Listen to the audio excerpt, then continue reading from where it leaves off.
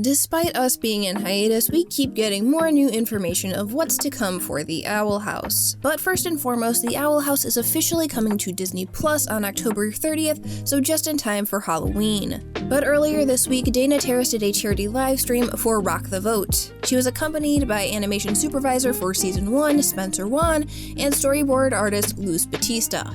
The stream raised over $11,000 in just 3 hours, and for every $1,000 that was hit along the way, Dana, Spencer, and Luz would spin an incentive wheel. The incentives were as follows: never-before-seen development drawings, 2 lies and a truth for Season 2, Spencer dyes Dana's hair a secret color, reveal a cut photo from the ending of Grom, everyone takes a shot of apple blood, audience's choice, we will draw the ultimate crossover with the Owl House, reveal half of the face of a new Season 2 character, snippets of the original unanimated Owl House pilot, screenshots of the first never-before-seen Owl House animation test, and a spooky surprise hoot hoot. So in terms of some of the more fun incentives, Dana, Spencer, and Luz did have apple blood throughout the night, Spencer dyed Dana's hair red, the crossover ended up being Gravity Falls and the Owl House, and the spooky surprise ended up being Alex Hirsch singing the viewer's choice of a song as Hootie. And surprise, surprise, it ended up being Little Miss Perfect. Straight hair, straight and straightforward. But next, I'll go over the pre-development incentives. These included screenshots from both the animated and unanimated pilot and early development drawings. According to Dana, many of the elements of the pilot were the same as the first episode, though there were some differences, one of the biggest ones being that Amity made an appearance. Luz attempts to befriend her because Amity unwittingly or unknowingly stands up for her in class, and as a thank you, Luz draws her a picture, but she got it. I think the line specifically is, I got a paper cut while drawing it, so I just worked it into the picture. But there were also some similarities, such as Luz and Ida meeting for the first time. We also see some design changes with the Owl House, whereas instead of a living room, it was more of a foyer. The scene of Luz and King meeting for the first time was exactly the same. In fact, this drawing was put into the boards for the first episode of the show. Lilith was also set to appear much earlier and was also planned to be the principal of Hexside before Bump's character was created. Spencer also may have accidentally given us a spoiler in regards to Lilith. Yeah, in an alternate universe, she's canceled. Didn't she also turn into a... I will stop talking.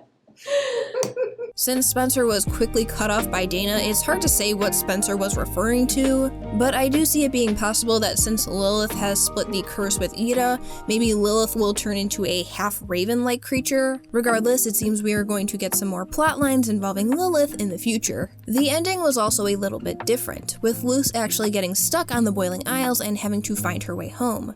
But Dana and show writer Rachel Vine decided it was more interesting if Luz decided to stay on her own. The hug scene at the end of the episode was also a little bit different with both Ida and King. Now, while the pilot was not aired, there were still some animation tests that were done. While Dana couldn't show the full animations, she did show some screenshots. One of them being Ida hitting a demon or creature with a ladle, Luz and Willow looking to change Luz's head back to normal with a broken wand, and Luz also had a different shirt here, and then our main trio sitting on the roof of the Owl House. King's color palette is a bit different, with him being blonde-haired, having pink eyeballs and blue irises. He also had a more deer-like tail before it was changed to a more wolf-like one, Robert Ryan Corey being the one who came up with that idea. For the development designs, we saw an early drawing of Amity, her outfit being very similar to her casual outfit that she wears in Adventures in the Elements. We also saw some early designs of Ida wearing various outfits of human clothes and accessories, one of Dana's favorite accessories being a winged backpack to go with the owl theme,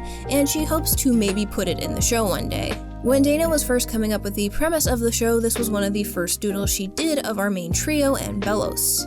Luz also had longer hair, but since it covered her shoulders where a lot of expression and action takes place, plus with Dana wanting a protagonist with a pixie cut because she always wanted one, Luz's hair got changed to the design that we know now.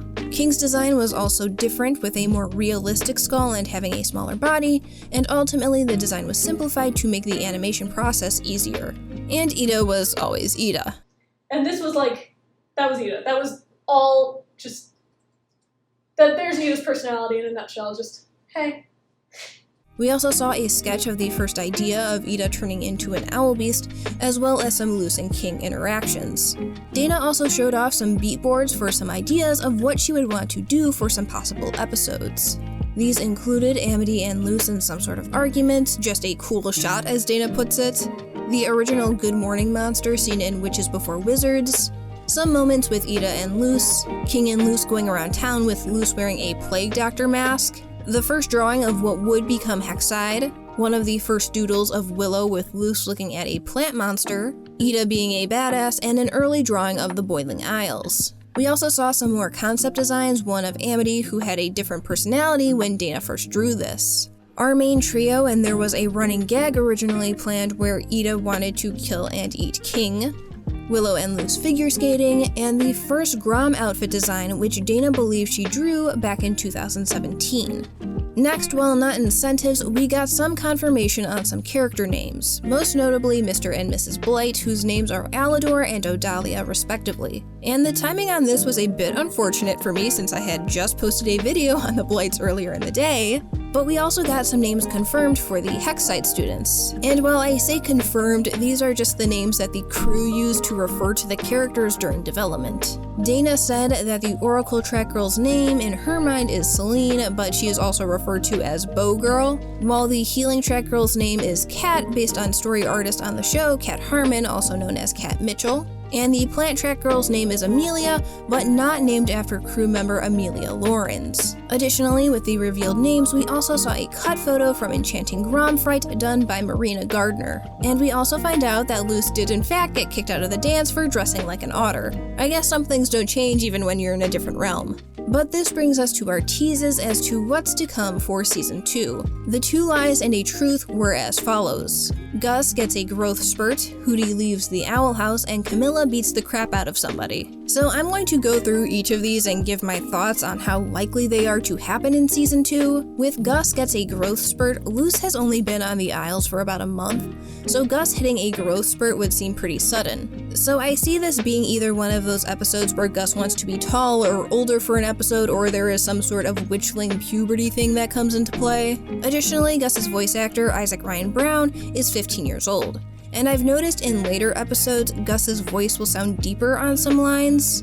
So perhaps if Gus hitting a growth spurt is a permanent thing, it's to account for Isaac's voice getting deeper. Next, we have Hootie finally leaves the owl house. This is probably the most interesting option. Hootie and his backstory, as well as the owl house's history, is still a mystery to us, especially since the tower located behind still hasn't been mentioned, and it looks like the eye window belonged in the tower at one point. But with the wording, specifically the word leaves, it makes it seem like Hootie would get separated from the owl house, which would just be weird to see how it works. Like, would Hootie just be like the flat door decoration, or would he still have some of his two body? Or would Hootie not separate from the house at all and he would just stretch for an infinite amount and be like that Minecraft mod that we saw on Twitter? Regardless, it's definitely interesting to think about how this would play out. Since we really didn't get any Hootie episodes besides Hootie's moving hassle really, I would love to get an episode on Hootie so we can learn more about him. Lastly, we have Camilla beating the crap out of someone. I see this being a joke or a bit that might be used in an episode, like Luz recalling a time that her mom beat somebody up. Since the show seems to like making jokes like Creepy Luz referring to the line from the first day, or Bump saying 300 years till retirement was just a joke, and Dana revealed in the stream that witchlings actually age similarly to humans. If Camilla does beat someone up, I feel it's going to be for a joke. Especially since the portal is busted at this point, what way would Camilla have to show up presently in the show unless it's a flashback or a cut to Camilla back in the human world? But I don't see her showing up on the Boiling Isles in Season 2. Next, we have probably the most interesting tease for Season 2, half of the face of a character to come. He has blonde hair with his hair shaved on the sides and back of his head, red eyes, and an injury to his left ear. He also looks like he needs a nap since he seems to have bags under his eyes, and Dana even giving him a speech bubble of him saying, "I'm tired." In the show thus far, there have been no characters with blonde hair and red eyes, so there doesn't appear to be a character that we have seen that would directly be related to him. In terms of who this could be, the spy seen in the final 2 episodes of Season 1 seems to be the most likely. Dana in her Reddit AMA also mentioned that one of her favorite characters was one we have met but haven't seen their face yet. The mask obviously obscuring this individual's face, but they will definitely play a significant role since they have been tasked by Bellows with keeping an eye on the Owl House family. There's also still the question of who Gwendolyn is and who the mysterious girl seen in the photo with Ida is. This could be Gwendolyn, but the R at the bottom would indicate otherwise. During the stream, Dana, Spencer, and Luz all said that their favorite characters have yet to appear in the show yet. Whether they were all talking about the same character or not, there definitely seem to be many new characters that will be introduced in Season 2. But with that, that was everything revealed in the charity stream. Honestly, it's really awesome Dana, Spencer, and Luz did this, especially for such a great cause and letting viewers of the show get a little peek behind the curtain of the production, as well as some teases for Season 2. Thank you so much for watching, I hope you have a fantastic day, and until next time guys, take care.